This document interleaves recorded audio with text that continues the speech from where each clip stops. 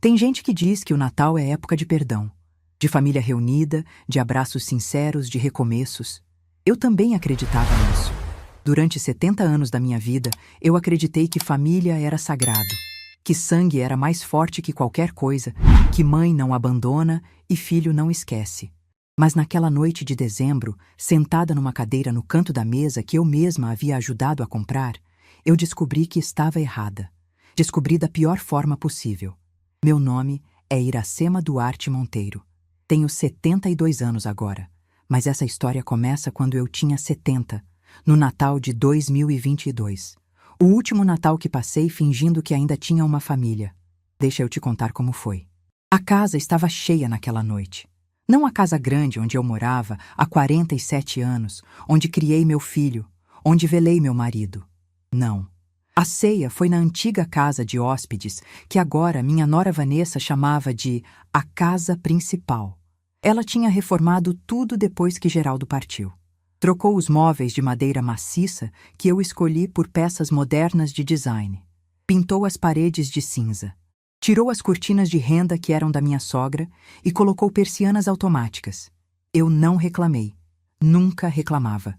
Quando cheguei para a ceia, às 7 da noite, a mesa já estava posta. Vanessa tinha contratado um buffet da cidade. Nada do peru que eu preparava há décadas. Nada da farofa especial que Geraldo amava. Nada do arroz com passas que meus netos pediam todo ano. Em vez disso, tinha salmão defumado, carpaccio, coisas com nomes estrangeiros que eu nem sabia pronunciar. Eu tinha trazido uma travessa de rabanada. A receita da minha mãe, que a mãe dela ensinou, que veio de Portugal com minha bisavó. Quando coloquei na mesa, Vanessa olhou com aquele sorrisinho que eu conhecia bem. O sorrisinho de quem acha que está lidando com uma velha ultrapassada. Ah, que gracinha, dona Iracema. A senhora trouxe rabanada. Vintage. Vintage. Como se a receita da minha família fosse uma peça de antiquário. Engoli a resposta que subiu na garganta e fui procurar meu lugar na mesa. Foi quando percebi. Meu lugar não existia. A mesa tinha 12 cadeiras. Os pais de Vanessa estavam sentados na cabeceira. Seu Osvaldo e Dona Marta, com aquela pose de quem se acha dono do mundo. Ao lado deles, a irmã de Vanessa com o marido. Depois, alguns amigos do casal que eu mal conhecia. E na outra ponta, Marcos, meu filho, com Vanessa ao lado, e os netos, Pedro e Beatriz. Eu fiquei parada, segurando minha travessa de rabanada, procurando uma cadeira vazia. Mãe, senta ali, disse Marcos, apontando para uma cadeira de canto, quase encostada na parede. Uma cadeira que tinham puxado da varanda, diferente das outras. Uma cadeira de plástico. Sentei em silêncio. Coloquei a travessa na beirada da mesa, onde mal cabia entre os pratos do buffet, e observei. Observei meu filho servindo vinho para os sogros com reverência. Observei minha nora distribuindo sorrisos para os convidados, enquanto fingia que eu não existia. Observei meus netos brincando com os tablets que tinham ganhado, sem nem olhar na minha direção. E pensei em Geraldo. Meu Geraldo, que tinha partido havia 3 anos. O que ele diria se visse aquilo? O que ele sentiria vendo a mulher dele tratada como uma intrusa na própria fazenda? A ceia começou com um brinde. Seu Osvaldo levantou a taça e fez um discurso sobre novos tempos e gestão moderna e o futuro da propriedade. Cada palavra era uma alfinetada disfarçada. Ele falava como se a fazenda já fosse dele, como se eu fosse apenas um detalhe inconveniente que precisava ser resolvido. Marcos concordava com tudo, balançando a cabeça como um boneco. Meu filho, que eu carreguei no ventre por 9 meses, que amamentei, que ensinei a ler, que segurei quando chorou pela primeira vez de coração partido. Meu filho tinha virado um estranho. A comida foi servida. Eu mal consegui comer. Meu estômago estava embrulhado, não pela comida, mas pela situação. Cada risada da mesa soava falsa. Cada olhar de Vanessa na minha direção carregava desprezo. Foi quando seu Osvaldo decidiu que era hora de falar sobre assuntos práticos. Dona Iracema, ele começou, limpando a boca com o guardanapo de linho. A senhora já pensou no futuro? Digo, a senhora está com uma idade avançada, morando sozinha naquela casa enorme. Deve ser difícil, não é? A manutenção, a solidão. Eu olhei para ele esperando. Existem umas residências excelentes para a terceira idade em Ribeirão. Apartamentos adaptados, enfermeira disponível, atividades em grupo. A Vanessa até pesquisou alguns. Não é, filha? Vanessa abriu um sorriso que não chegou aos olhos. Pesquisei sim, pai. Tem um maravilhoso perto do shopping. A senhora ia adorar Dona Iracema. Ia poder descansar, aproveitar a vida sem preocupação. Residência para a terceira idade. Asilo. Eles queriam me colocar num asilo. A mesa inteira olhava para mim, esperando minha reação. Os amigos do casal pareciam constrangidos. Meus netos nem prestavam atenção, absortos nos joguinhos eletrônicos. E Marcos? Marcos olhava para o prato, em silêncio. Respirei fundo. A Iracema de antes teria concordado, teria dito que ia pensar, teria engolido mais essa humilhação. Mas alguma coisa dentro de mim estava mudando naquela noite. Alguma coisa que eu não conseguia mais controlar. Seu Osvaldo, eu disse com a voz mais calma que consegui. Eu agradeço a preocupação, mas enquanto eu tiver saúde e juízo, vou continuar morando na minha casa, na fazenda que eu e meu marido construímos juntos. O silêncio que se seguiu foi pesado. Vi Vanessa trocar um olhar com o pai. Vi a mandíbula dela se apertar.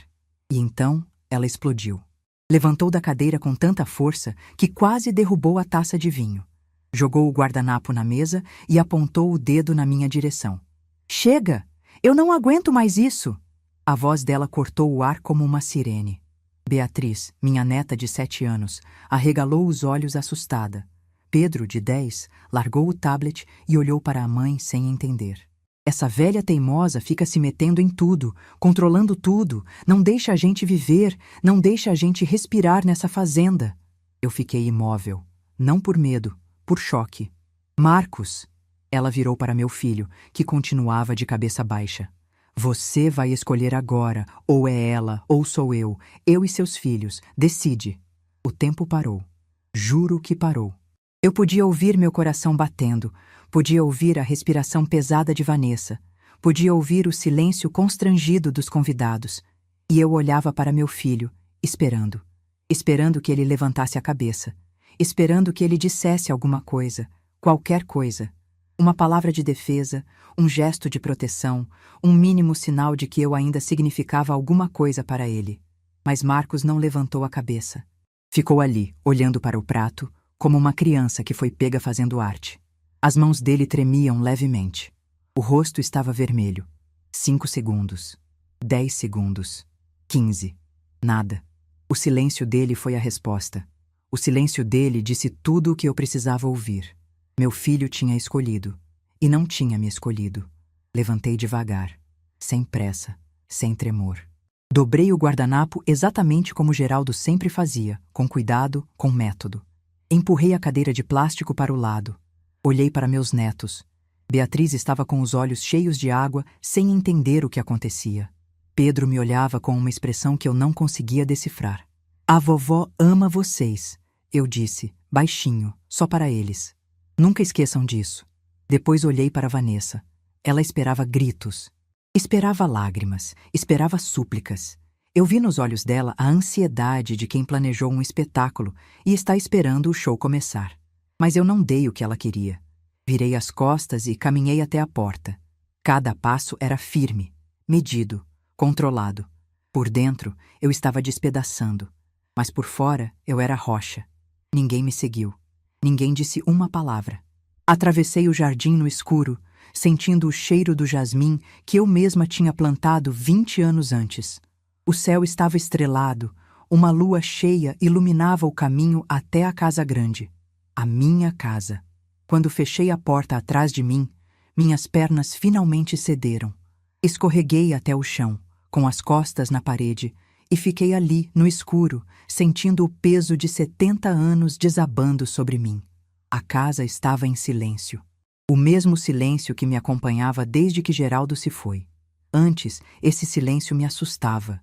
Me fazia sentir sozinha, abandonada, esquecida. Mas naquela noite, o silêncio parecia diferente. Parecia um abraço. Como se a própria casa estivesse me dizendo que eu estava segura ali. Que ninguém podia me tirar daquele lugar que era meu por direito. Olhei para a sala ao redor. Os móveis que Geraldo e eu escolhemos juntos quando nos casamos.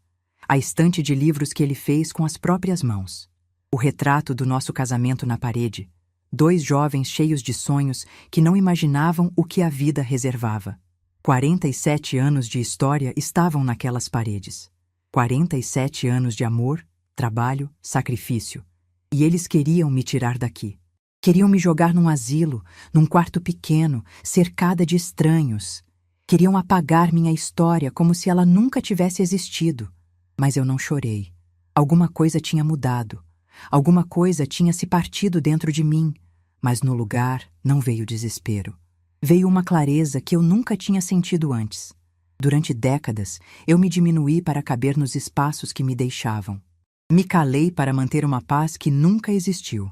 Me sacrifiquei por pessoas que me viam como obstáculo. E naquela noite, sentada no chão escuro da minha sala, eu entendi que não podia mais viver assim. Não queria mais viver assim. Levantei depois de alguns minutos. Fui até a cozinha, coloquei água para ferver, preparei um chá de camomila. Os gestos mecânicos me acalmaram. Geraldo sempre dizia que eu pensava melhor com uma xícara na mão. Enquanto a água fervia, olhei para a cozinha ao redor. As panelas de cobre que eram da minha mãe, penduradas na parede. A mesa de madeira onde tomamos milhares de cafés da manhã juntos, Geraldo lendo o jornal, eu planejando o dia. O fogão a lenha no canto que eu fazia questão de manter funcionando, mesmo depois que instalamos o fogão moderno. Quantas refeições eu preparei naquela cozinha? Quantos bolos de aniversário, quantas ceias de Natal, quantos almoços de domingo? Tudo feito com amor, com dedicação, com a esperança de que minha família reconhecesse meu esforço. Mas reconhecimento nunca veio. Não de verdade. Não da forma que eu precisava. Servi o chá na xícara favorita de Geraldo, a que tinha o desenho de um trator que ele ganhou numa feira agrícola há 30 anos. Parecia bobagem guardar uma xícara velha assim, mas cada vez que eu bebia nela, sentia que ele estava por perto, que de alguma forma ele ainda cuidava de mim. Sentei na varanda, olhando para os cafezais que se estendiam até onde a vista alcançava. Aquela terra era minha e de Geraldo. Cada hectare tinha nossa história, nosso suor, nossa vida. E naquele momento, sozinha sob as estrelas, eu tomei uma decisão. Não ia mais aceitar migalhas. Não ia mais engolir desaforo. Não ia mais fingir que estava tudo bem quando não estava. Eles achavam que eu era uma velha fraca, sem recursos, sem opções. Achavam que podiam me empurrar para um canto e eu ia aceitar. Que eu ia agradecer por qualquer migalha de atenção que me dessem. Vanessa achava que conhecia as pessoas. Achava que podia manipular todo mundo ao redor dela com aquele sorriso falso e aquelas palavras ensaiadas. Mas ela cometeu um erro. Subestimou uma mulher de 70 anos. Subestimou uma mulher que passou a vida inteira trabalhando, lutando, construindo. Eu não tinha diploma universitário. Não tinha conta em rede social. Não sabia usar metade dos aparelhos eletrônicos que existiam hoje em dia. Mas eu sabia uma coisa que Vanessa nunca ia aprender. Eu sabia o valor do trabalho, o valor da terra, o valor de uma palavra dada. E eu sabia que Geraldo, meu Geraldo, jamais me deixaria desamparada. Estavam enganados, muito enganados. Naquela noite, enquanto Vanessa provavelmente comemorava sua vitória com champanhe e risadas, eu comecei a planejar. Não sabia ainda como, não sabia ainda quando. Mas sabia que não ia deixar barato. Geraldo tinha me prometido, pouco antes de partir, que eu nunca ficaria desamparada. Na época, eu não entendi o que ele quis dizer. Achei que era apenas palavras de conforto de um marido preocupado. Mas talvez, só talvez, ele tivesse deixado algo mais do que palavras. Quando o sol nasceu na manhã seguinte, eu já estava acordada havia horas. Tinha tomado minha decisão. Ia ligar para Dr. Renato, o advogado que cuidava dos nossos assuntos há 30 anos. Ia perguntar sobre os documentos de Geraldo. Ia descobrir o que meu marido tinha preparado.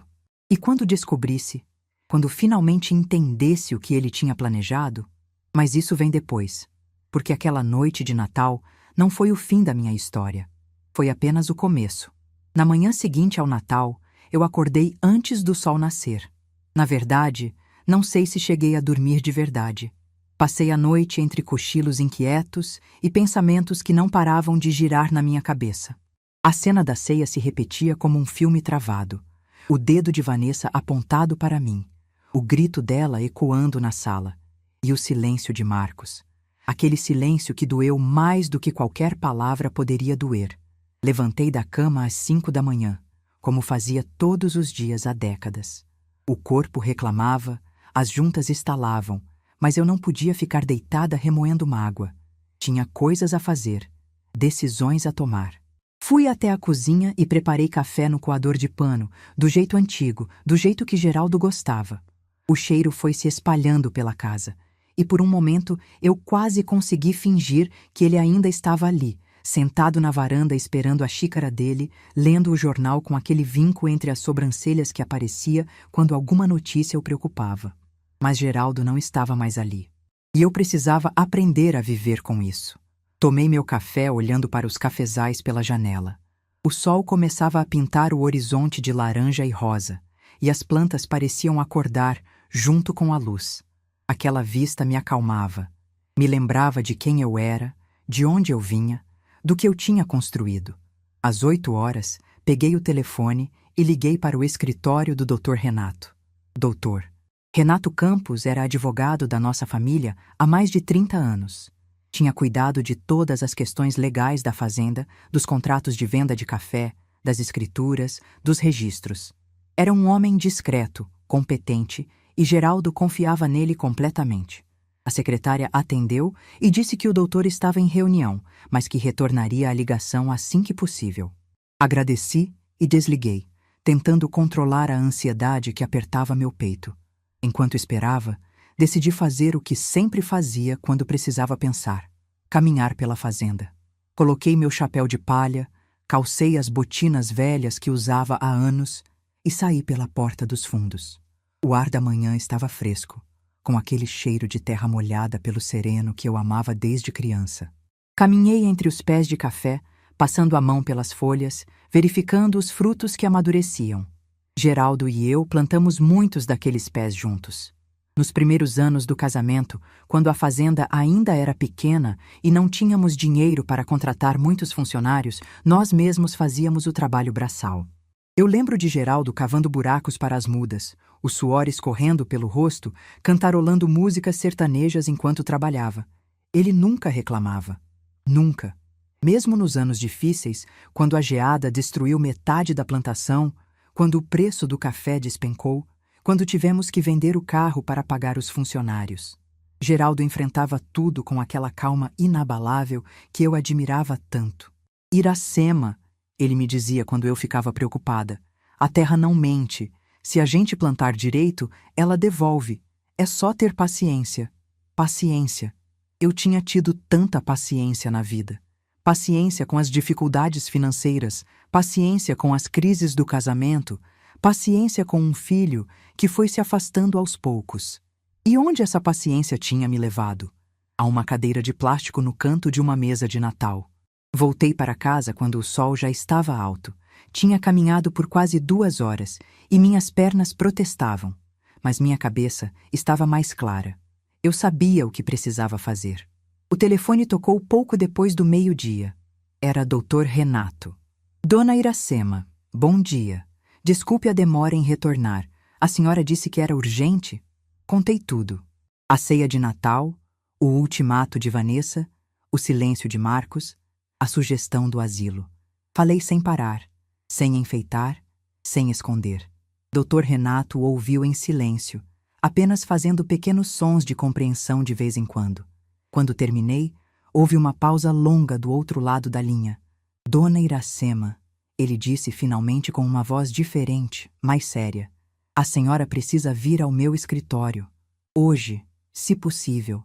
Há algo que o seu Geraldo deixou. Algo que ele me pediu para entregar à senhora apenas quando... Bem, quando a senhora precisasse de proteção. Meu coração disparou. Proteção? Que tipo de proteção? É melhor conversarmos pessoalmente. A senhora pode vir às 3 horas? Desliguei o telefone com as mãos tremendo. O que Geraldo tinha deixado? Por que nunca me contou? 1000 perguntas se atropelavam na minha cabeça, mas eu sabia que só teria respostas quando chegasse ao escritório. O escritório de Dr. Renato ficava no centro de Franca, numa casa antiga reformada que mantinha a fachada colonial. Eu conhecia aquele lugar há décadas, mas naquele dia ele me pareceu diferente, mais solene, como se guardasse segredos que estavam prestes a ser revelados. A secretária me conduziu até a sala do doutor, que me recebeu de pé, com um aperto de mão firme e um olhar que misturava preocupação e algo que parecia alívio. Dona Iracema, sente-se, por favor. Posso oferecer um café? Água? Recusei. Não conseguiria engolir nada com aquele nó na garganta. Dr. Renato sentou atrás da mesa e abriu uma gaveta. De lá tirou um envelope pardo, grosso, lacrado com cera vermelha. Meu nome estava escrito na frente, com a letra de Geraldo. Seu marido me entregou isso há 5 anos, disse o advogado, colocando o envelope na mesa entre nós. Ele me deu instruções muito específicas. Eu só deveria entregar à senhora se, e somente se, a senhora procurasse ajuda legal contra seu filho ou sua nora. Ou se a senhora me dissesse que estava sendo maltratada, pressionada ou ameaçada de alguma forma. Olhei para o envelope sem conseguir me mover. A letra de Geraldo.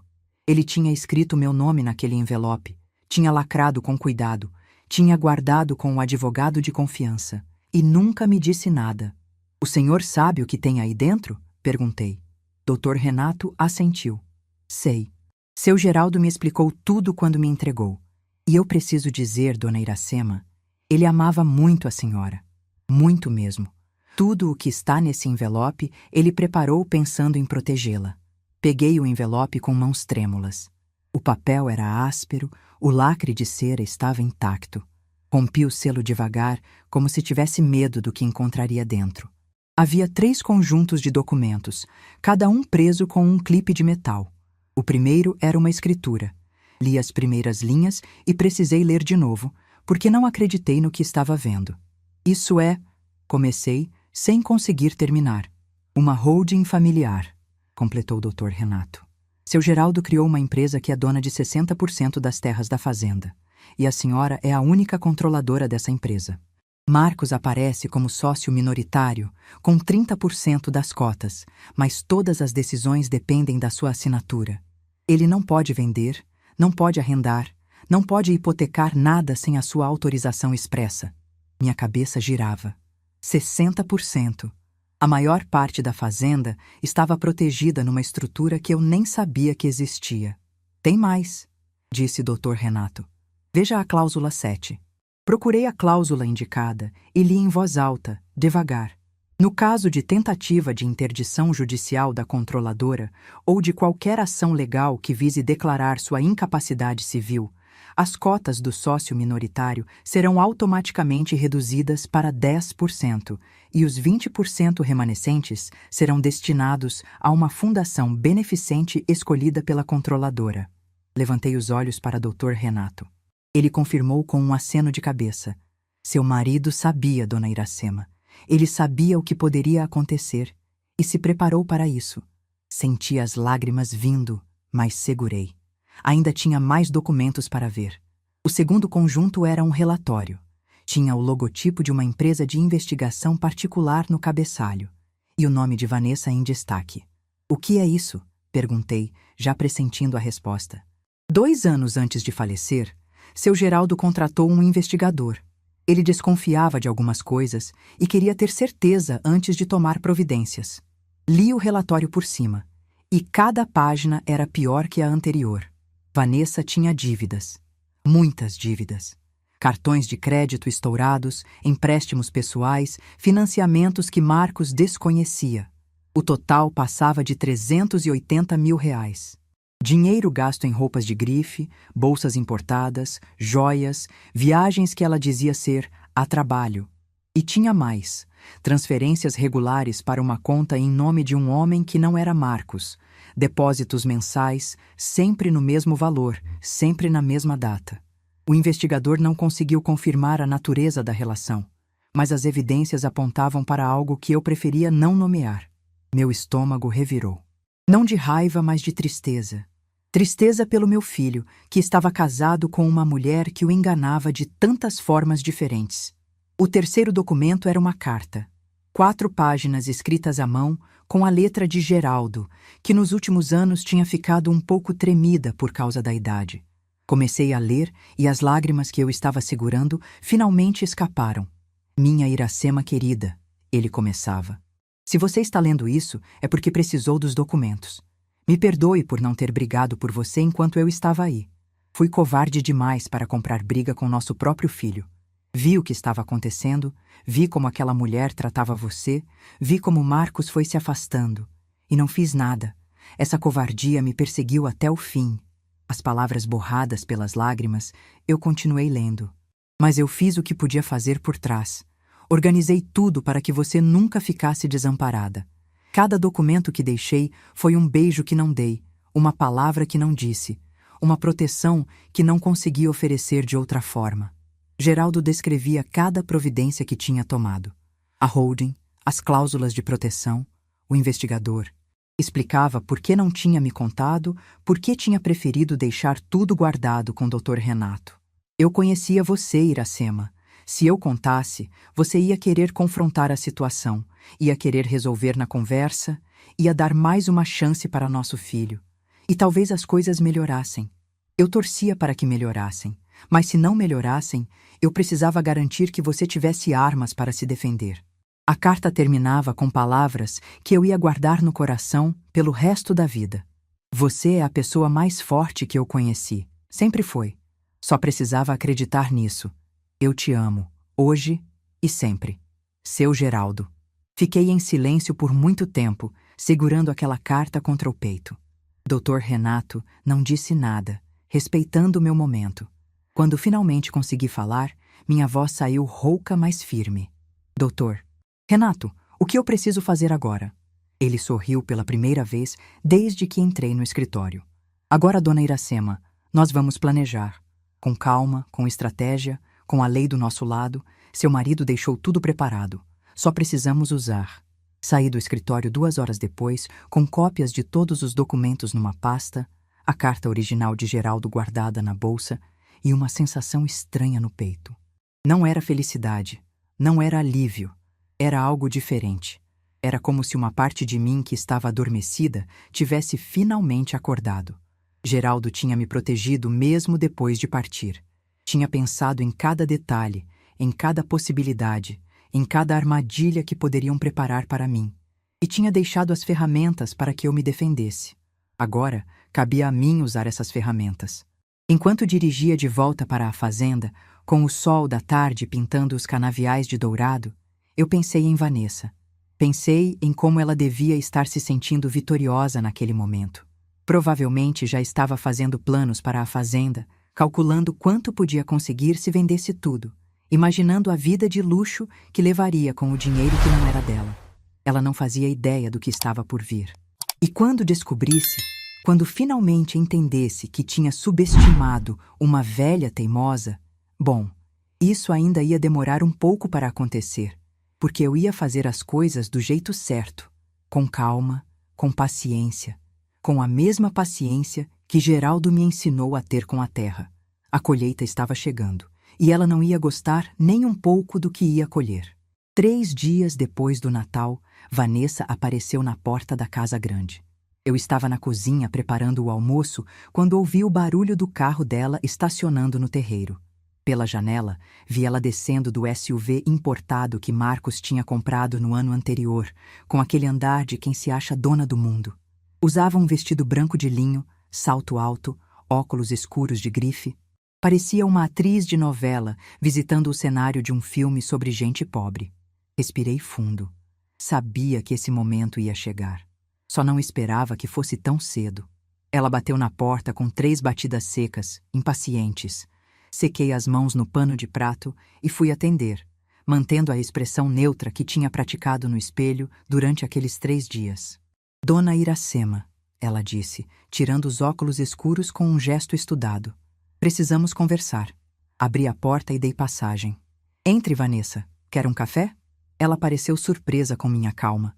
Provavelmente esperava me encontrar aos prantos, destruída, implorando para voltar à família. Mas a mulher que ela encontrou era outra. Uma mulher que tinha passado 3 dias estudando documentos, conversando com advogados, planejando cada passo. Não vim para tomar café, ela disse, entrando na sala e olhando ao redor com aquele ar de avaliadora de imóveis. Vim resolver uma situação. Sentei na poltrona que era de Geraldo. A mesma poltrona onde ele passou tantas noites lendo, descansando, conversando comigo. Apontei o sofá para ela. Sente-se então, vamos conversar. Vanessa sentou na beirada do sofá, como se tivesse medo de se contaminar com alguma coisa.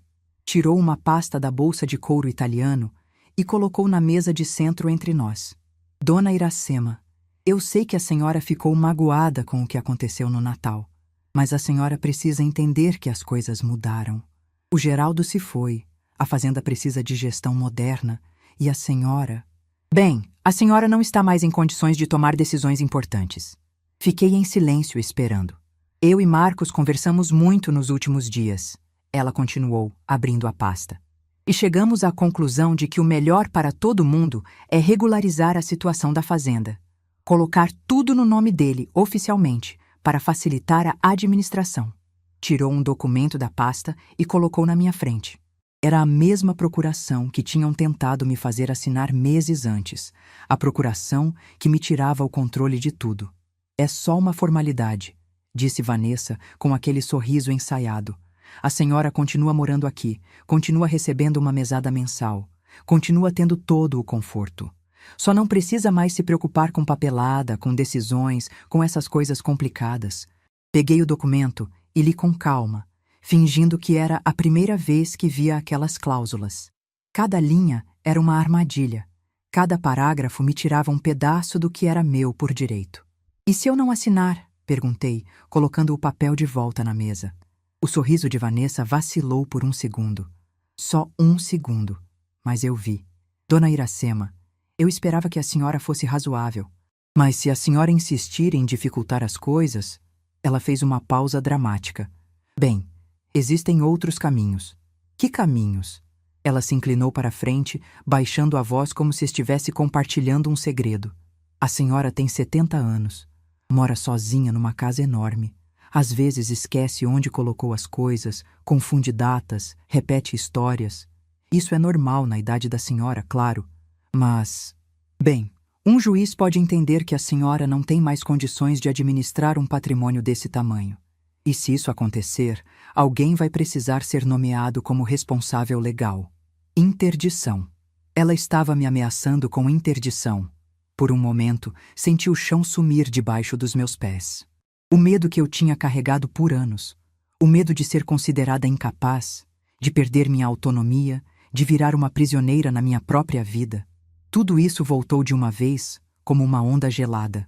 Mas então lembrei dos documentos. Lembrei da cláusula 7. Lembrei das palavras de Geraldo na carta. E o medo foi embora. Vanessa, eu disse, com a voz mais calma que consegui. Você está me ameaçando? Ela recuou um pouco, percebendo que tinha ido longe demais. Ameaçando? Claro que não, dona Iracema. Estou apenas explicando como as coisas funcionam. A senhora é uma mulher inteligente. Tenho certeza que vai entender. Eu entendo perfeitamente, respondi. Entendo que você quer que eu assine um documento que me tira o controle da fazenda que eu e meu marido construímos durante 47 anos. Entendo que você está me ameaçando com um processo de interdição se eu não concordar. E entendo que você acha que eu sou uma velha tola que não sabe se defender. Levantei da poltrona devagar, sentindo a força que tinha descoberto dentro de mim naqueles últimos dias. Mas você está enganada, Vanessa. Muito enganada. Ela também levantou, o rosto vermelho de raiva contida. A senhora está cometendo um erro grave, dona Iracema. Um erro que vai se arrepender. Talvez, eu disse, caminhando até a porta e abrindo para ela. Mas é um erro meu, e eu tenho todo o direito de cometê-lo. Vanessa pegou a pasta, enfiou os documentos dentro com raiva e passou por mim sem dizer mais nada. Na porta, parou e virou. Isso não vai ficar assim. A senhora vai ver. Depois entrou no carro e saiu em disparada, levantando poeira no terreiro. Fechei a porta e encostei nela, sentindo o coração disparado. Minhas mãos tremiam, mas não de medo, de adrenalina, de uma energia que eu não sentia há muito tempo. Eu tinha enfrentado Vanessa. Tinha dito não. Tinha me recusado a ser pisoteada. E não tinha acabado ainda. Na semana seguinte, as coisas começaram a piorar. Primeiro vieram os telefonemas. Parentes que eu não via há anos ligando para saber como eu estava, mas que na verdade queriam me convencer a facilitar as coisas para o Marcos. Tia Jurema, que morava em São Paulo e nunca se importou comigo, de repente estava preocupadíssima com minha saúde mental. Primo Agenor, que devia dinheiro para todo mundo da família, apareceu com um discurso ensaiado sobre união familiar. Eu ouvia todos com paciência, agradecia a preocupação e desligava sem me comprometer com nada. Depois, vieram as visitas surpresa. Marcos apareceu 3 vezes naquela semana, sempre com a mesma conversa. Que eu estava sendo teimosa, que estava prejudicando a família, que Vanessa só queria o melhor para todo mundo. Cada vez ele parecia mais nervoso, mais pressionado. Eu via nos olhos dele o desespero de um homem preso entre a esposa e a mãe, sem coragem de escolher nenhum dos lados. Na terceira visita, ele trouxe os netos. Pedro e Beatriz entraram na casa correndo, me abraçaram com aquele carinho genuíno de criança. Beatriz mostrou um desenho que tinha feito para mim, um retrato da vovó na fazenda, com árvores verdes e um sol amarelo sorrindo. Pedro me contou sobre o jogo de futebol que tinha ganhado com os amigos. Meu coração derreteu. Aquelas crianças não tinham culpa de nada. Eram inocentes no meio daquela guerra de adultos. Marcos esperou os netos irem brincar no quintal para começar. Mãe, por favor, eu estou te pedindo. A Vanessa está fora de si. Ela fala em advogado, em processo, em tirar as crianças de você. Eu não quero que as coisas cheguem nesse ponto. Olhei para meu filho, o menino que eu tinha criado, que eu tinha amado com todas as minhas forças. O homem que tinha se tornado um estranho. Marcos, eu disse, segurando as mãos dele entre as minhas. Você lembra quando era pequeno e tinha medo de tempestade? Você corria para o meu quarto no meio da noite e eu te abraçava até você dormir. Você lembra? Ele acenou que sim, os olhos brilhando. Eu nunca deixei você sozinho quando tinha medo. Nunca. Passei noites acordada velando seu sono, cuidando das suas febres, rezando para que você ficasse bem. Isso é ser mãe, Marcos. É estar presente, é proteger, é amar sem esperar nada em troca. Fiz uma pausa, sentindo o peso do que ia dizer. Mas ser mãe não significa ser capacho. Não significa aceitar humilhação, desrespeito, ameaças. E é isso que a Vanessa está fazendo comigo. E você está deixando. Marcos baixou a cabeça, como sempre fazia quando não queria enfrentar a verdade. Eu não estou te pedindo para escolher entre mim e ela, continuei. Estou te pedindo para abrir os olhos, para ver quem é a mulher com quem você casou, para proteger o que o seu pai e eu construímos. Ele ficou em silêncio por muito tempo. Quando finalmente levantou a cabeça, vi algo nos olhos dele que não consegui decifrar. Medo? Dúvida? Vergonha? Mãe, eu não sei o que fazer. Então não faça nada, eu disse. Pelo menos por enquanto. Não assine nada, não concorde com nada. Me dá um tempo para resolver as coisas do meu jeito. Ele concordou, sem muita convicção. Chamou as crianças, se despediu com um beijo frio na minha testa e foi embora. Naquela noite, eu não consegui dormir. Fiquei pensando se tinha feito certo, se deveria ter contado para Marcos sobre os documentos, sobre a holding, sobre tudo. Mas algo me dizia que não era a hora, que ele ainda não estava pronto para ouvir, que ainda estava sob a influência de Vanessa. E eu precisava ter certeza de que, quando a verdade viesse à tona, não haveria como voltar atrás. 2 semanas depois do Natal, recebi uma ligação de Dr. Renato. Dona Iracema, tenho notícias. E não são boas. Meu estômago afundou. O que aconteceu? Vanessa contratou um advogado, um sujeito de Ribeirão Preto especializado em direito de família. Eles estão preparando uma ação de interdição contra a senhora. Mesmo sabendo que isso podia acontecer, ouvir a confirmação foi como levar um soco no estômago. Eles alegam que a senhora apresenta sinais de demência senil, que não tem condições de administrar o próprio patrimônio, que representa risco para si mesma morando sozinha. Pediram uma avaliação psiquiátrica compulsória. Eles podem fazer isso? Perguntei, sentindo a voz falhar. Podem tentar, mas não vão conseguir. Dr. Renato explicou o plano. Primeiro, ele entraria com uma contestação prévia, apresentando laudos médicos que comprovavam minha sanidade mental. Segundo, acionaria a cláusula de proteção que Geraldo tinha deixado na holding, reduzindo automaticamente as cotas de Marcos de 30% para 10%. Terceiro, e mais importante, apresentaria o relatório do investigador particular. Quando Vanessa perceber que a senhora tem provas das dívidas dela, que sabe das transferências suspeitas, ela vai recuar. Pessoas assim sempre recuam quando percebem que perderam o controle. E se ela não recuar? Perguntei. Então vamos até o fim. E ela vai perder muito mais do que imaginava ganhar. Desliguei o telefone sentindo uma mistura de medo e determinação. Era real agora. Não tinha mais volta. A guerra tinha começado oficialmente. Naquela noite, sentada na varanda olhando para as estrelas, eu conversei com Geraldo. Sei que parece loucura falar com alguém que não está mais aqui, mas eu precisava sentir que ele estava comigo, que aprovava o que eu estava fazendo, que não estava sozinha nessa batalha. O céu estava limpo, cheio de estrelas, como ficava nas noites de verão quando não tinha lua. Geraldo adorava noites assim. Dizia que dava para ver o infinito, que fazia a gente se sentir pequeno e grande ao mesmo tempo. Geraldo, eu disse baixinho para o vento, eu estou com medo. Medo de perder tudo, medo de perder nosso filho para sempre, medo de não ser forte o suficiente para enfrentar o que vem pela frente. O vento balançou as folhas dos cafezais, fazendo aquele barulho suave que eu conhecia desde que me mudei para aquela fazenda, há quase 50 anos. Mas eu não vou desistir, continuei, sentindo as lágrimas escorrerem pelo rosto. Não vou deixar que levem o que a gente construiu. Não vou deixar que me tratem como alguém descartável. Fiquei ali até tarde, chorando, rezando, reunindo forças para o que viria pela frente. Porque eu sabia que o pior ainda estava por vir. E eu precisava estar pronta. Na manhã seguinte, liguei para Dr. Renato e disse apenas 3 palavras. Vamos começar. O dia 25 de janeiro começou como qualquer outro dia de verão na fazenda.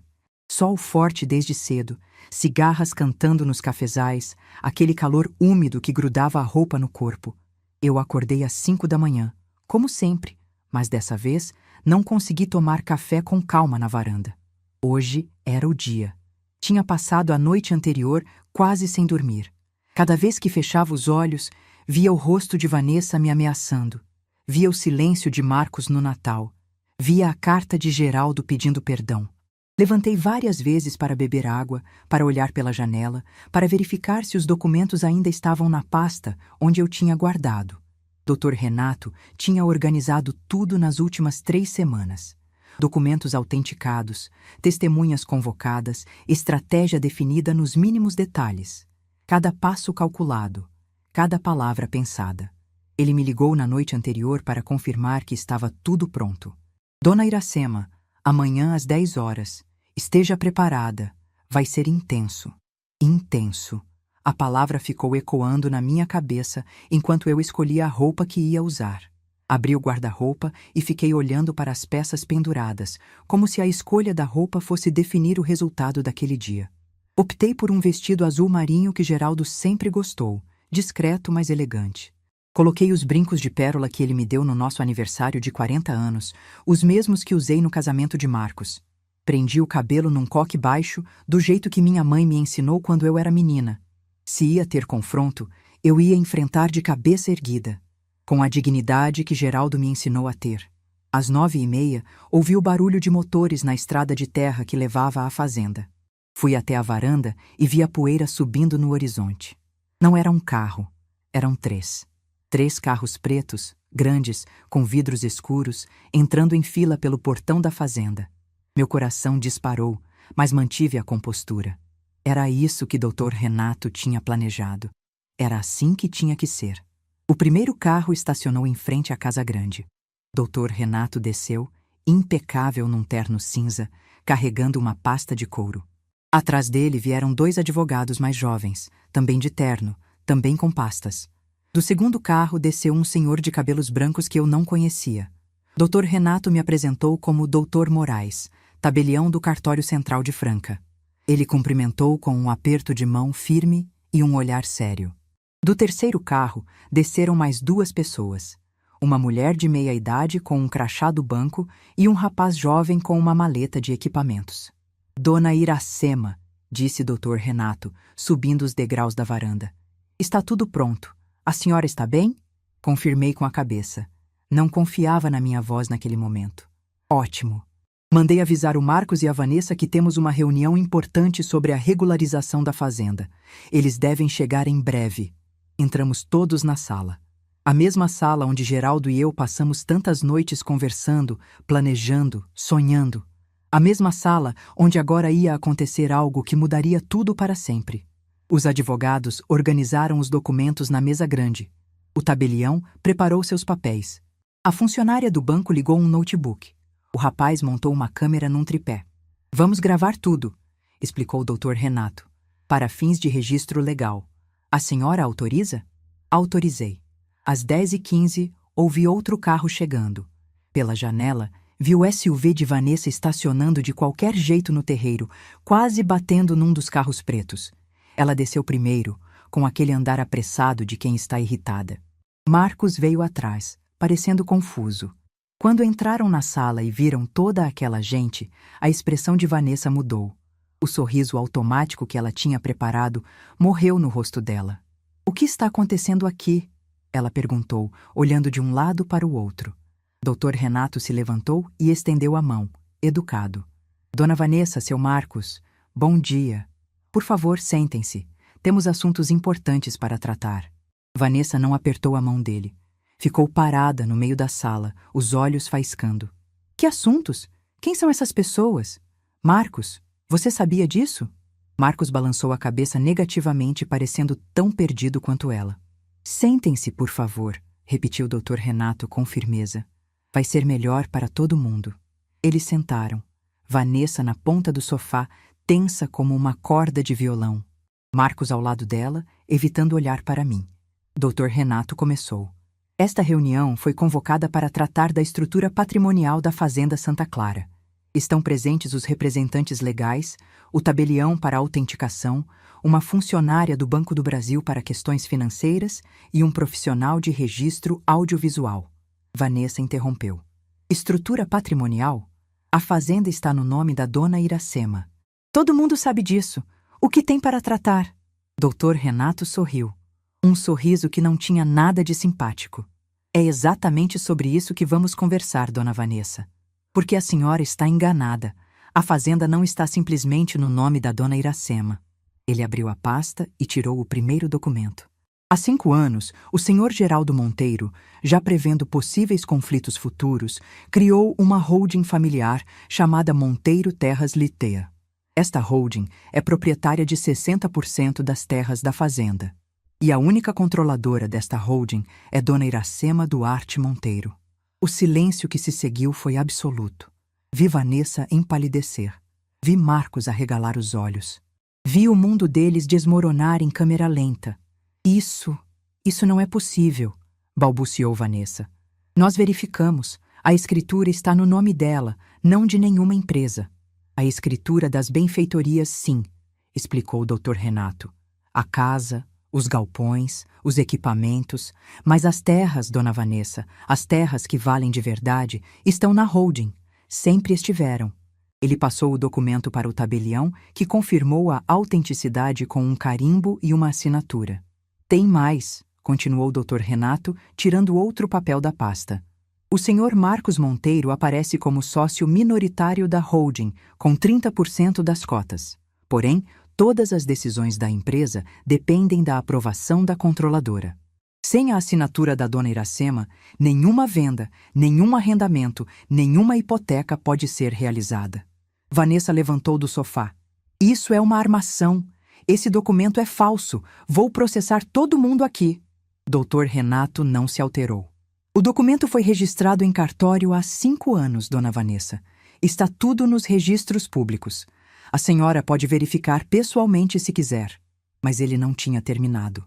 Existe ainda uma cláusula específica neste contrato social. A cláusula 7. Eu vi Vanessa congelar. Ela não sabia o que era, mas sentiu que vinha coisa pior. A cláusula 7 determina que, em caso de tentativa de interdição judicial da controladora, ou qualquer ação legal visando declará-la incapaz, as cotas do sócio minoritário serão automaticamente reduzidas de 30% para 10%. Doutor. Renato fez uma pausa dramática. Dona Vanessa, nós temos conhecimento de que a senhora, através do advogado Dr. Fábio Goulart, protocolou uma ação de interdição contra Dona Iracema no dia 15 de janeiro deste ano. Portanto, a partir de hoje, as cotas do seu marido na holding foram reduzidas para 10%. Marcos finalmente reagiu. O quê? Vanessa, que história é essa de interdição? Ela não respondeu. Estava pálida, tremendo, os olhos fixos em Dr. Renato como se ele fosse uma aparição. Mas ainda não terminamos, disse o advogado, tirando mais um documento da pasta.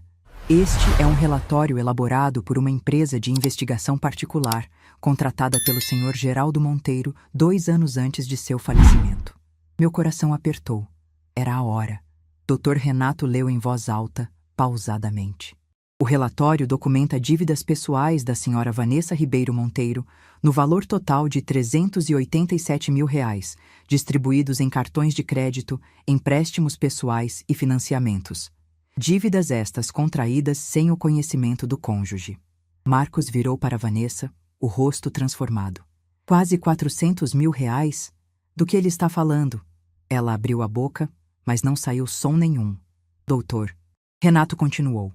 O relatório também documenta transferências bancárias regulares, no valor de R$ 3 mil mensais, para uma conta em nome de Ricardo Fonseca Lima, residente em Ribeirão Preto.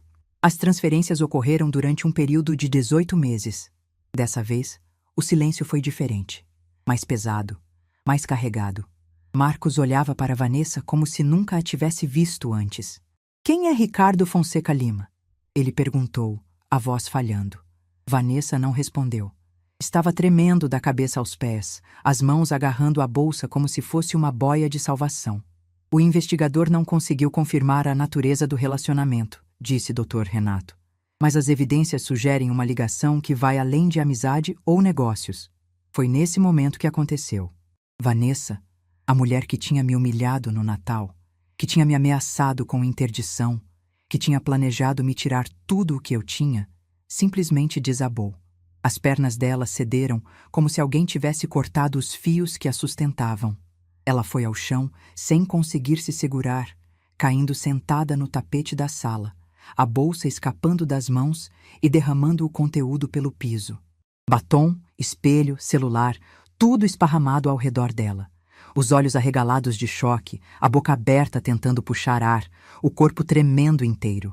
Era exatamente como o título do vídeo prometia. Ela caiu sentada no chão. Marcos não se moveu para ajudá-la. Ninguém se moveu. O tabelião baixou os olhos para os documentos. A funcionária do banco ficou olhando para o notebook. Os advogados permaneceram em silêncio respeitoso.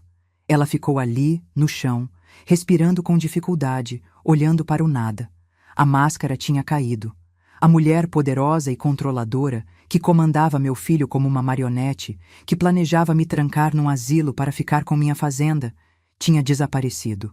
O que restava era uma pessoa desesperada, encurralada, sem saída.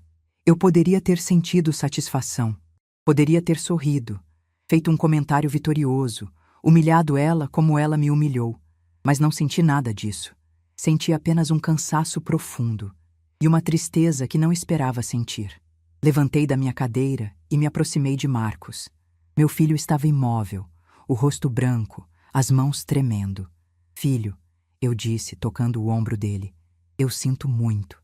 Sinto muito que você está descobrindo tudo isso assim. Mas eu precisava me proteger. Seu pai precisou me proteger, porque vocês não me protegeram. Ele me olhou com olhos de criança perdida. O mesmo olhar que tinha quando era pequeno e acordava de um pesadelo. Mãe, eu não sabia. Eu sei que não sabia, respondi. Mas você escolheu não ver. E escolher não ver também é uma escolha. Dr. Renato se aproximou, discreto. Dona Iracema, precisamos da sua assinatura em alguns documentos para oficializar a redução das cotas e registrar a contestação da interdição. Assinei tudo. Cada papel, cada via, cada registro.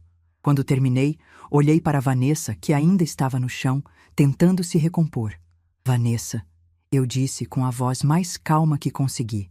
Eu não vou fazer com você o que você tentou fazer comigo. Não vou te humilhar publicamente, não vou te deixar na rua, não vou usar as crianças como arma, porque eu não sou como você. Ela levantou os olhos, encontrando os meus. Mas você vai sair da minha fazenda. Você vai sair da vida do meu filho, se ele tiver juízo. E você nunca mais vai me ameaçar. Me virei para Marcos. Quanto a você, filho, a porta da minha casa está aberta, sempre esteve. Mas só para o Marcos de verdade. Não para o fantoche que você se tornou. Quando você decidir quem quer ser, sabe onde me encontrar. Saí da sala e fui para a varanda. Precisava de ar. Precisava de espaço. Precisava processar tudo o que tinha acabado de acontecer. Atrás de mim, ouvi vozes, movimentação, o som de Vanessa chorando. Mas não olhei para trás. Fiquei na varanda, olhando para os cafezais que se estendiam até o horizonte. As mesmas árvores que Geraldo e eu plantamos juntos. As mesmas terras que agora estavam protegidas para sempre. Obrigada, Geraldo. Sussurrei para o vento. Obrigada por cuidar de mim. O sol do meio-dia batia forte, fazendo tudo brilhar. Era um dia novo, um dia de verdade, um dia de libertação. E pela primeira vez em muito tempo, eu consegui respirar fundo. O divórcio levou 8 meses. 8 meses de advogados, documentos, audiências e discussões intermináveis sobre quem tinha direito a quê. Vanessa tentou de tudo. Alegou que as dívidas eram despesas familiares, que tinha direito à metade da fazenda por ter contribuído para o crescimento do patrimônio, que Geraldo havia prometido coisas a ela em vida. Nada funcionou. Os documentos que meu marido deixou eram a prova de bala. Cada cláusula, cada registro, cada assinatura em cartório formava uma muralha que nenhum advogado conseguiu derrubar. Dr. Renato conduziu tudo com a paciência de quem sabe que tem a verdade do seu lado. No fim, Vanessa saiu com o apartamento da cidade, que, ironia do destino, estava financiado e com 3 parcelas atrasadas, e uma pensão para as crianças que Marcos paga até hoje. Das terras da fazenda, ela não levou um único metro quadrado. Marcos ficou arrasado durante meses. Não por causa do divórcio em si, mas por tudo que descobriu naquele dia na sala de reuniões. As dívidas que ele desconhecia. As transferências para Ricardo Fonseca Lima. Os anos de mentiras acumuladas como poeira debaixo de um tapete caro. Ele nunca me contou o que descobriu sobre Ricardo. Não precisou. Algumas verdades são pesadas demais para serem ditas em voz alta. Basta que existam, que sejam reconhecidas, que mudem para sempre a forma como olhamos para alguém. Nos primeiros meses após a separação, Marcos e eu mal nos falávamos. Ele continuou morando na casa de hóspedes, trabalhando na fazenda, mas havia um abismo entre nós que nenhum dos dois sabia como atravessar. Eu o via de longe, cuidando das tarefas, conferindo os funcionários, e sentia uma mistura de tristeza e decepção que não conseguia nomear. Ele era meu filho. Eu o amava. Mas o amor de mãe não apaga a memória. Não apaga o silêncio dele no Natal, a cabeça baixa, a recusa em me defender. Não apaga os anos em que ele escolheu não ver o que estava bem diante dos olhos dele. A primeira conversa real que tivemos aconteceu 3 meses depois do divórcio. Era uma noite de outono, o ar já estava ficando frio, e eu estava sentada na varanda, olhando as estrelas como fazia todas as noites desde que Geraldo partiu. Ouvi passos no cascalho e vi Marcos se aproximando, as mãos nos bolsos, os ombros curvados. Ele parou no primeiro degrau da varanda, sem subir. Mãe, posso conversar com a senhora? Fiz sinal para ele sentar na cadeira ao meu lado, a mesma cadeira onde Geraldo sentava. Marcos hesitou por um momento antes de aceitar. Ficamos em silêncio por um longo tempo, olhando para o céu. Era ele quem precisava falar, e eu não ia facilitar, não dessa vez. Eu fui um covarde, ele disse finalmente, a voz falhando. Um covarde e um cego. A senhora tinha razão sobre tudo, sobre a Vanessa, sobre o que estava acontecendo, sobre eu ter escolhido não ver. Não respondi. Apenas esperei. Eu não sei como pedir perdão por aquela noite de Natal. Não sei se existe perdão para o que eu fiz. Mas eu preciso que a senhora saiba que eu me arrependo. Todos os dias. Todas as noites. Olhei para meu filho, o menino que eu tinha embalado no colo, que tinha ensinado a andar, que tinha amparado em cada tropeço da vida. O homem que tinha me decepcionado de formas que eu nunca imaginei ser possível. Marcos, eu disse, escolhendo cada palavra com cuidado. Eu aceito seu pedido de desculpas. E eu te perdoo. Mas perdão não é esquecimento. E confiança não se reconstrói com palavras.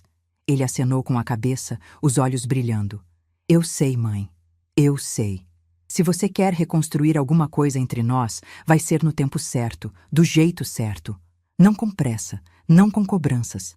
A porta da minha casa está aberta para você. Sempre esteve. Mas você vai ter que provar, todos os dias, que merece passar por ela. Ficamos em silêncio até tarde naquela noite. Não houve abraços, não houve lágrimas de reconciliação cinematográfica. Apenas duas pessoas que tinham se machucado tentando encontrar um caminho para seguir em frente. Era o começo. Só o começo. Os meses foram passando e as coisas foram se ajeitando devagar, como acontece com feridas que precisam de tempo para cicatrizar. Marcos começou a trabalhar de verdade na fazenda. Não como o administrador arrogante que Vanessa tinha criado, mas como o filho de Geraldo que ele deveria ter sido desde o início. Acordava cedo, colocava a mão na massa, aprendia com os funcionários mais antigos que conheciam a terra melhor do que qualquer diploma de administração. Eu supervisionava tudo. Conferia os números, assinava os documentos, acompanhava cada decisão. Não por vingança ou desconfiança excessiva, mas por sobrevivência. Porque eu tinha aprendido da pior forma que confiar cegamente pode custar tudo o que você tem. Com o tempo, porém, fui vendo mudanças. Marcos começou a me pedir opinião antes de tomar decisões. Começou a me incluir nas reuniões com compradores. Começou a me tratar não como um estorvo a ser tolerado, mas como a matriarca que eu sempre fui. Não era perfeito.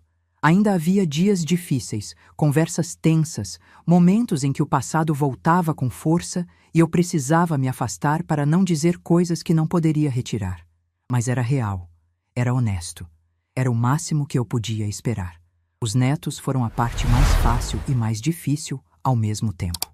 Pedro e Beatriz passaram os primeiros meses confusos, divididos entre a mãe que tinha ido embora e a avó que tinha ficado. Vanessa tentou colocá-los contra mim no início, contando versões distorcidas do que tinha acontecido, pintando-me como a vilã que destruiu a família. Mas crianças são mais espertas do que os adultos imaginam. Elas percebem quando alguém está mentindo. Elas sentem quando o amor é verdadeiro. Aos poucos, Pedro e Beatriz foram voltando. Primeiro com visitas curtas, tímidas, cheias de silêncios constrangedores. Depois, com fins de semana inteiros, brincando no terreiro, ajudando na cozinha, aprendendo sobre a fazenda que um dia será deles. Beatriz, agora com 9 anos, se tornou minha companheira de jardinagem. Ela me ajuda a cuidar das roseiras que Geraldo plantou quando nos casamos. E eu conto histórias de como era a fazenda quando o avô dela ainda estava aqui. Pedro, com 12 anos, está aprendendo a andar a cavalo. No mês passado, ele me disse que quer ser veterinário quando crescer para cuidar dos animais da fazenda. Eles não sabem de tudo o que aconteceu. São crianças, não precisam carregar o peso das escolhas dos adultos. Mas sabem que a avó os ama. Sabem que esta fazenda é a história deles. E sabem que, não importa o que aconteça, sempre terão um lugar aqui. Isso é o suficiente. Por enquanto, isso é o suficiente. Vanessa se casou de novo, 6 meses depois do divórcio ser finalizado. Um empresário de Ribeirão Preto, viúvo, com dinheiro e uma casa grande na cidade. Soube por terceiros que ela posta fotos nas redes sociais mostrando viagens, restaurantes caros, bolsas de grife. A mesma Vanessa de sempre, buscando nas coisas materiais o que nunca conseguiu encontrar dentro de si mesma. Não sinto raiva dela. Não mais. O que sinto é algo parecido com indiferença, talvez com um resquício de pena. Ela passou tantos anos tentando construir uma vida em cima de mentiras e manipulação que provavelmente nem sabe mais quem é de verdade. Espero que ela tenha encontrado o que procurava. De coração, espero. Não por bondade ou generosidade, mas porque guardar rancor é carregar um peso que só machuca quem carrega. Ela nunca mais pisou na fazenda. E eu nunca mais precisei pensar nela. Semana passada, encontrei algo que mudou tudo de novo. Eu estava organizando o quarto que era de Geraldo, separando roupas para doação, quando encontrei a Bíblia dele na gaveta do criado mudo. Era uma Bíblia antiga, de capa de couro gasta, que pertenceu ao pai dele e ao pai do pai dele antes disso. Quando abri, uma carta caiu de entre as páginas do livro de Salmos. Meu nome estava escrito no envelope, com a letra de Geraldo. Uma letra que eu não via há 3 anos, mas que reconheceria em qualquer lugar. As mãos tremendo, abri o envelope e li. Minha Iracema querida, se você encontrou esta carta, é porque estava mexendo nas minhas coisas. Provavelmente demoraram anos para você ter coragem de fazer isso. Eu te conheço. Eu deixei outra carta com o doutor. Renato, aquela com os documentos e as explicações legais. Mas esta carta é diferente. Esta é só para você. Eu quero que você saiba que cada dia que passei ao seu lado foi um presente. Desde aquele baile de São João onde te vi pela primeira vez, até a última noite que dormi segurando sua mão, eu fui o homem mais sortudo do mundo. Você me deu um filho, uma família, uma vida inteira de memórias. E mesmo quando as coisas ficaram difíceis, mesmo quando eu vi o Marcos se afastando e não tive coragem de agir, você continuou sendo a mulher mais forte que eu conheci. Eu sei que você vai enfrentar o que vier pela frente. Sei que vai proteger o que construímos. Sei que vai encontrar paz, mesmo que demore. Só me promete uma coisa: não se esqueça de viver. Não se esqueça de sorrir, de caminhar nos cafezais, de olhar as estrelas. Não deixe que a dor do passado roube a alegria do presente. Eu vou estar te esperando quando chegar sua hora, mas não tenha pressa. Viva tudo o que ainda tem para viver. Te amo, ontem, hoje e sempre. Seu Geraldo. Chorei a noite inteira segurando aquela carta. Mas não eram lágrimas de tristeza. Eram lágrimas de gratidão, de saudade, de um amor que nem a distância consegue apagar. Geraldo me conhecia melhor do que eu me conhecia. Sabia que eu ia demorar para mexer nas coisas dele. Sabia que eu ia precisar daquelas palavras quando finalmente tivesse coragem. E sabia que eu ia encontrar força para seguir em frente. Hoje, 2 anos depois daquele Natal que mudou tudo, eu acordo todas as manhãs às 5 horas. Tomo café na varanda, olhando o sol nascer sobre os cafezais. Caminho pela fazenda, converso com os funcionários, verifico as cercas, acompanho a colheita. Tenho 72 anos e mais energia do que tinha aos 60. Marcos e eu temos uma relação. Não é a relação que tínhamos antes, não é a relação que eu sonhei ter com meu filho. É uma relação construída sobre escombros, tijolo por tijolo, dia após dia. Cautelosa, medida, mas real. Ele me respeita agora. Não porque tem medo de perder a herança, mas porque finalmente entendeu o valor do que eu e seu pai construímos. Finalmente entendeu que ser filho não é só receber, é também honrar. Meus netos passam os fins de semana comigo sempre que podem. Pedro está ficando bom no cavalo. Beatriz já sabe o nome de todas as roseiras do jardim. Eles me chamam de Vovó Guerreira, um apelido que Beatriz inventou e que me faz sorrir toda vez que ouço. Viajo quando tenho vontade. No ano passado, conheci o mar pela primeira vez. Fiquei uma semana em Ubatuba, caminhando na areia, deixando as ondas molharem meus pés, sentindo o vento no rosto.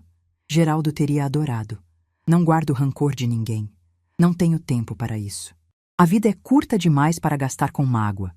E eu já desperdicei anos demais tentando agradar pessoas que não mereciam meu esforço. Às vezes, Marcos me pergunta se algum dia vou perdoá-lo completamente. Eu sempre respondo a mesma coisa. Filho, perdão não é voltar atrás. É seguir em frente sem carregar o peso. E é isso que eu faço. Todos os dias. Sigo em frente. Se você está ouvindo essa história, talvez esteja passando por algo parecido. Talvez esteja se sentindo invisível na própria família, desrespeitada por pessoas que deveriam te amar, presa numa situação que parece não ter saída. Eu quero te dizer uma coisa. Tem saída. Sempre tem. Não precisa ser uma reviravolta dramática com advogados e documentos secretos. Pode ser simplesmente a decisão de não aceitar mais migalhas. De não se diminuir para caber nos espaços que te deixam. De entender que seu valor não depende de quem te reconhece. O amor verdadeiro não exige sacrifício, exige respeito. E se as pessoas ao seu redor não conseguem te dar isso, talvez seja a hora de encontrar pessoas que consigam. Aquela noite de Natal, quando saí pela porta da casa de hóspedes sem olhar para trás, eu não estava fugindo. Eu estava finalmente chegando em casa. Se essa história tocou seu coração, deixe seu like, se inscreva no canal e comente aqui embaixo. No meu lugar, o que você faria? Sua mensagem pode iluminar o dia de alguém.